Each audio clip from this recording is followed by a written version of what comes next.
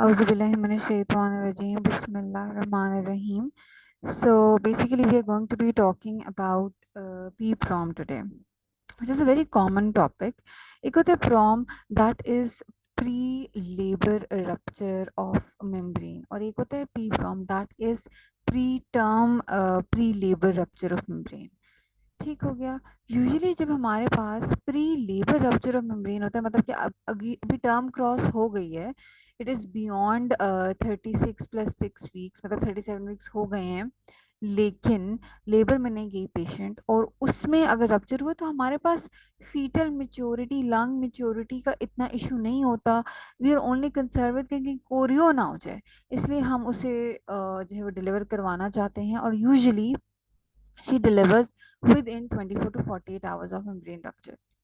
लेकिन जहाँ तक बात आ जाती है ना उसकी PPROM की, तो ये थोड़ा सा एक हम कह सकते हैं कि it's not something that we want because it's not a good thing.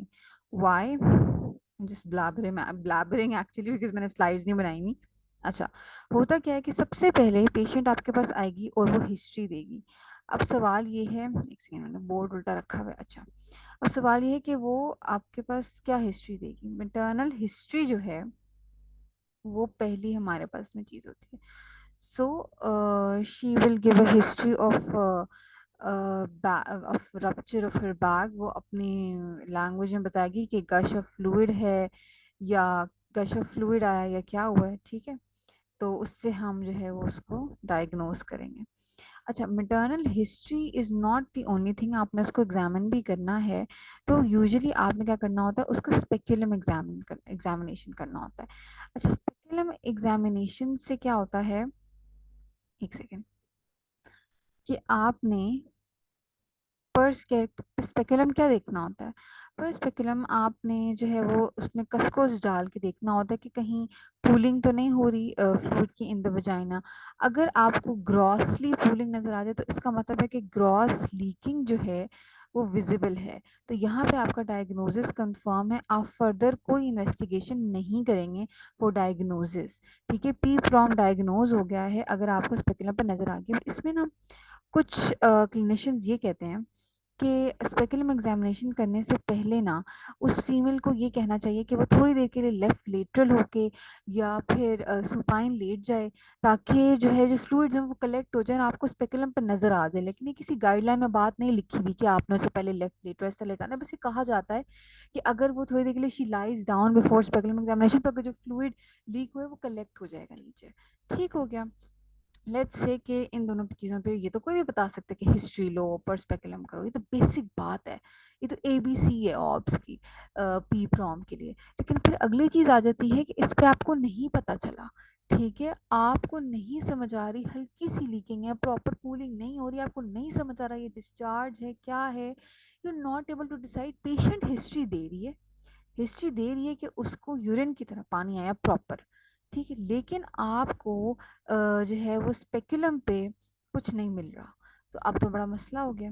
Speculum पे मिल जाता तो डायग्नोसिस कंफर्म हो जाता। अब आप क्या करेंगे, इसका जवाब मुझे कौन देगा कि अब यहाँ से आगे इन थ्योरी आपको कौन से टेस्ट करने चाहिए। हमारे पास बड़े डिफरेंट टेस्ट होते हैं, वो भी मैं आपको बताऊंगी। गाइडलाइंस जो कहती हैं वो ये कहती हैं, दो नाम है, वो ये कहती है कि जो वजाइनल फ्लूइड है उसमें आप इंसुलिन लाइक ग्रोथ फैक्टर 1 जो है, sorry, insulin like growth factor binding protein, not factor, binding protein 1 देख लो, या फिर आप उसमें प्लेसेंटल अल्फा मैक्रोग्लोब्यूलिन 1 PAMG, या तो insulin like growth factor binding protein 1 देख लो, या फिर प्लेसेंटल अल्फा मैक्रोग्लोब्यूलिन 1 टेस्ट ही कर लो वजाइनल फ्लूइड का, कि आपको पता चले कि क्या सीन चल रहा है। ठीक है, ये दो टेस्ट हमारे पास होते हैं, लेकिन ये गाइडलाइंस में है, जो ग्रीन टॉप गाइडलाइंस हैं। लेकिन इन थेरी आपको बाकी टेस्ट पता होने चाहिए, ये ज़रूर आते हैं MCQs में, ये एक क्वेश्चन पक्का है क्योंकि यहाँ बच्चे फंसते हैं। ठीक है, अब वो टेस्ट क्या है। अच्छा, वो टेस्ट हमारे पास आ जाते हैं, 5 टेस्ट हैं जो आपको पता होने चाहिए। ये आपके ना कॉन्सेप्ट्स को टेस्ट करते हैं, ये वाला क्वेश्चन, क्योंकि अब आपको ये पता होना चाहिए कि जो वजाइनल सिक्रीशंस हैं उनका पीएच रिलेटिवली एसिडिक होता है। जैसे कि वो होता है हमारे पास कोई 3.5 से 4 के दरमियान वजाइनल सिक्रीशंस का अपना है। लेकिन जो एमनियोटिक फ्लूइड होता है वो बेसिकली होता है अल्कलाइन। ठीक है, वो अल्कलाइन होता है, तो उसका जो होगा ना pH, that would be 7 to 7.3। ठीक है, तो इसके ऊपर हम, अगर आपको पीएच का डिफरेंस पता है तो आप कौन सा टेस्ट बताएंगे? आप कहेंगे लिटमस टेस्ट कर लो। वजाइनल सिक्रीशंस का पीएच अगर ज़्यादा आ रहा है तो उसका मतलब है कि उसमें एमनियोटिक फ्लूइड मिल गया आके। ठीक है, इसका मतलब है कि लीकिंग हो गई है। दूसरी चीज़ आ जाती है nitrazine paper test. Nitrazine paper test आप कर सकते हैं। You have to remember this, इसमें से कोई भी ऑप्शन आ सकती है। फिर तीसरी आ जाती है फर्निंग पैटर्न, ये तो बार बार आया हुआ है। ठीक है, फर्निंग पैटर्न। अब व्हाट इज फर्निंग पैटर्न, मुझे कौन बताएगा? होता ये है कि एक फर्निंग पैटर्न ना, बेसिकली लीव्स होते हैं जो फर्न्स होते हैं, वो इस तरह से करके ना, हम जब स्लाइड बनाते हैं ना, एक तो मैं ना, ये मुझे यूज़ करना नहीं आ रहा, स्लाइड बनाते हैं ना, उस पे जो सिक्रीशंस होती है ना, वो थोड़ी देर बाद यूं यूं सेट हो जाती है, ऐसे ऐसे करके। ठीक है, लीव्स की तरह। तो ये क्यों होती है? क्योंकि एमनियोटिक फ्लूइड में सोडियम क्लोराइड होता है। ठीक है, ये फर्निंग पैटर्न ना, जब आप वो पढ़ोगे ना कि मेंस्ट्रुअल साइकिल का, अगर आपने पार्ट 1 दिया हुआ है तो उसमें रेफिल में बड़ा ये इंपॉर्टेंट पॉइंट है कि अगर मेंस्ट्रुअल साइकिल में आपको कैसे पता चलेगा कि अभी जो है वो ल्यूटियल फेज है या कौन सा फेज, या कौन सा फेज चल रहा है, सिक्रीटरी फेज है या नहीं। तो उसमें ये होता है कि फर्निंग पैटर्न हमें जो है वो मिल रहा होता है। जब हम फर्टिलिटी टेस्ट आगे पढ़ेंगे तो वो अलग है, आपने याद रखना, वो जो फर्निंग पैटर्न होता है वो फर्टिलिटी वाला फर्निंग पैटर्न हम सर्वाइकल म्यूकस में देखते हैं। वो एक अलग चीज़ है, वो अलग कॉन्सेप्ट में अभी नहीं बता रही, वरना मिक्स कर लेंगे, वो फर्टिलिटी के साथ है। ये फर्निंग पैटर्न हम पी प्रॉम को डायग्नोज करने के लिए यूं इसलिए देख रही हूँ कि एमनियोटिक फ्लूइड में सोडियम क्लोराइड होता है, वो भी फर्निंग पैटर्न देता है, वो फर्निंग पैटर्न है ऑब्स में। बच्चों याद रखना, ठीक है। तो ये फर्निंग पैटर्न, हमें बात समझ आ गई है। असल में मेरी राइटिंग इतनी खूबसूरत है कि अगर समझ आनी भी होगी तो आप लोगों को नहीं, आ जाएगी, आ जाएगी। चलें चलें, मेरी राइटिंग भी इंप्रूव हो जाएगी टाइम के साथ साथ, आप लोगों का नॉलेज इंप्रूव होगा, मेरी राइटिंग इंप्रूव होगी। चलें, उसके बाद वी हैव दिस एमनीशोर टेस्ट। अब जो एमनीशोर टेस्ट होता है वो क्या करता है? प्लेसेंटल अल्फा मैक्रोग्लोबुलिन 1, जो मैंने आपको नाम बताया था, present insulin like growth factor 1 binding protein. तो ये जो आखिरी दो टेस्ट हैं, अगर आपको ऑप्शंस में, ठीक है, अब आपने प्रायोरिटी क्या रखनी है? प्रायोरिटी आपने रखनी है, आपको ऑप्शंस में दिया जाएगा, प्रायोरिटी आपने इन दोनों में से कोई एक चीज़ देगी, insulin like growth factor binding protein 1 या प्लेसेंटल अल्फा मैक्रोग्लोब्यूलिन 1। इन दोनों में से कोई एक ऑप्शन अगर दी जाएगी, इन दोनों में से चूज़ नहीं करवा जाएगा, इन दोनों में से चूज़ करना है तो आपने इंसुलिन लाइक को चूज़ करना है। लेकिन ये होंगे और बाकी सारे टेस्ट होंगे। अगर ये है तो आपने इनमें से किसी को चूज़ करना है, अगर बाकी सारे टेस्ट होंगे तो फिर उसमें होगा कि कोई एक गलत होगा, तो कोई एक ठीक होगा, बाकी गलत होंगे। ठीक है, तो सबसे पहले लिटमस टेस्ट किस बेसिस पर होता है? Nitrogen paper test. Ferning pattern क्यों हम करते हैं, किस में नज़र आता है? Very good. अच्छा, अब हमने एक और बात, बहुत इंपॉर्टेंट बेसिक बात है जो मैंने आपको नहीं बताई, वो क्या है? पेशेंट आई है with suspicion of leaking, diagnose नहीं हुआ, आपको स्पेकुलम पे हिस्ट्री दे रही, स्पेकुलम पे नहीं नजर आया, टेस्ट तो करेंगे, लेकिन आप अभी हाउस ऑफिसर को ऑर्डर्स लिख रहे हैं। एक ऑर्डर आपने लाजमी लिखना है जो मैंने नहीं बताया, वो क्या है? बेसिक बेसिक बात, इसके बगैर एसआर ने आके आपकी फाइल फाड़ के आपके मुंह पे मार देंगे। Provide sterile pad. क्यों? देखिए, स्टेराइल पैड अगर आप देंगे ना तो स्टेराइल पैड उसे थोड़ी देर रखवाएं, तो पैड में जो है वो फ्लूइड एक्यूमुलेट हो जाएगा, वो गीला हो जाएगा, पता चल जाएगा। या फिर अगर म्यूकोनियम आ रहा है तो आप तो स्टेराइल पैड से आप कंफर्म भी कर लेंगे और म्यूकोनियम भी नजर आ जाएगा, कोई मसला है वो भी पता चल जाएगा, कोई ब्लड आ रहा है, क्लॉट्स आ रहे हैं, कुछ ऐसा सीन है तो वो भी पता चल जाएगा। तो इस तरह से जो है वो आप पी प्रॉम को डायग्नोज करते हैं। अब हम जरा बनाते हैं एल्गोरिदम। अब मैं आप में से एक को चूज करूंगी जो मुझे एल्गोरिदम बनवाएगा जल्दी से इसका। सबसे पहले आपने क्या करना है? सबसे पहली चीज आ जाती है, मैं अच्छी राइटिंग में लिखूंगी, हिस्ट्री। उसके बाद आ जाता है स्टेराइल, मतलब साथ ही आ जाता है स्टेराइल पैड या फिर परस्पेकुलम। इन दोनों में से आपने अगर चूज करना तो आपने परस्पेकुलम को चूज करना है, जाहिर सी बात है। स्टेराइल पैड एक मतलब हमारी गाइड, मतलब कब तक करना है ना, बट परस्पेकुलम एग्जामिनेशन तो गाइडलाइंस में आता है। परस्पेकुलम एग्जामिनेशन, अच्छा, अब परस्पेकुलम एग्जामिनेशन पे मुझे नज़र आ गया है कि देयर इज़ लाइकर, ठीक है, लाइकर इज कमिंग आउट, ठीक है। इसको हम क्या कहते हैं, pooling of liquor in vaginal fornix. Liquor is coming out, तो या फिर नहीं आ रहा, ठीक है, liquor is coming out, then this means कि डायग्नोज हो गया है। लेकिन अब लेट्स से कि नो लाइकर कमिंग आउट, अब क्या करेंगे। अब तीन इसमें हो सकती हैं। पहली चीज़, उसको सिर्फ वजाइनल डिस्चार्ज है और पेशेंट जो है वो नहीं पिक कर उसने हिस्ट्री दे रही, उसे नहीं समझ आ रहा, यार सारी सी बात है, परेशान होती हैं पेशेंट, कहती हैं क्या हो रहा है, ठीक है।